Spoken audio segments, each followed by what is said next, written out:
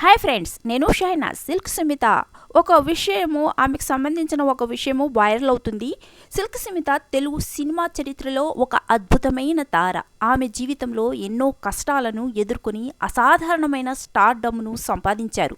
దర్శకుడు జయకుమార్ వెల్లడించిన వివరాల ప్రకారం సిల్క్ సుమిత ఒకానొక దశలో ఎంతటి క్రేజ్ ఉండేదంటే ఆమె కొరికిన యాపిల్ను ఒక ఫంక్షన్లో వేలం వేసి కొనుగోలు చేశారు. ఇది అప్పట్లో ఒక గొప్ప విషయం.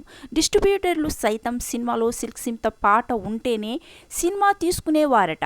సిల్క్ సుమిత తెలుగు సినిమా రంగంలో ఒక మహారాణి లాంటి నటి. నిజమే, అప్పట్లో ఆమెకు స్టార్ హీరోయిన్లకు మించిన క్రేజ్ ఉండేది. ఆమె జీవిత ప్రయాణం ఎన్నో కష్టాలు, అద్భుతమైన విజయం, విషాదకరమైన ముగింపుతో కూడుకున్నది.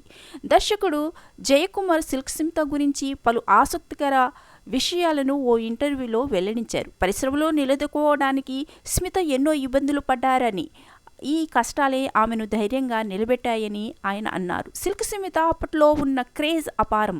దీనికి నిదర్శనంగా ఒక సంఘటన జయకుమార్ వివరించారు. ఒక ఫంక్షన్లో సిల్క్ సుమిత కొరికిన యాపిల్ను వేలం వేయగా ఒక వ్యక్తి దానిని 25,000కు కొనుగోలు చేశాడు. ఆ రోజుల్లో ఇది ఒక పెద్ద మొత్తము. అంతటి క్రేజ్ ఏ హీరోయిన్కు లేదు అని ఆయన అన్నారు. అంతేకాకుండా డిస్ట్రిబ్యూటర్లు సైతం సినిమాలో సిల్క్ సుమిత పాట లేదా డ్యాన్స్ ఉంటేనే సినిమాను కొనుగోలు చేసేవారని, ఆమె లేకపోతే సినిమా తీసుకునేవారు కాదని చెప్పారు. ఇది ఆమె మార్కెట్ విలువను స్పష్టం చేస్తుంది. వ్యక్తిగతంగా సిల్క్ సుమిత చాలా మంచి అమ్మాయి అని, సౌమ్యురాలిగా ఉండేవారని జయకుమార్ తెలిపారు. సెట్లో వచ్చినప్పుడు ఆమె మెయింటెనెన్స్ విభిన్నంగా ఉన్న ఆమె స్వభావం మాత్రం చాలా మంచిదని అన్నారు. అయితే ఆమె మరణం మాత్రము ఇప్పటికీ ఒక మిస్టరీగానే మిగిలిపోయింది. ఆమె ఆత్మహత్య చేసుకుందని కొందరు అంటారు.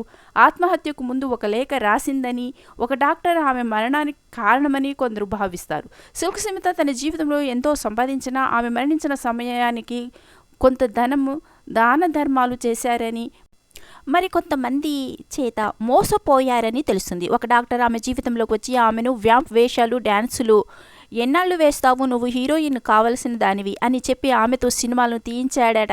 ఆ ప్రయత్నంలోనే సినిమాలు దెబ్బతినటము, హీరోయిన్గా మారాలనుకున్న ప్రైవేట్ సాంగ్స్కు పిలవటము మానేయడంతో ఆమె నష్టపోయింది. ఈ డాక్టర్ ఆమె వైభవము తగ్గిపోతుందని గ్రహించి ఆమె ఆస్తిని తన పేరు మీదకు మార్చుకున్నాడని చెబుతుంటారు. చివరికి ఆమె ఉరివేసుకొని చనిపోవడం చాలా భయంకరమైన దృశ్యమని జయకుమార్ పేర్కొన్నారు. ఈ వీడియో నచ్చినట్లయితే లైక్ చేయండి, షేర్ చేయండి, సబ్స్క్రైబ్ చేసుకోండి. Thank you friends.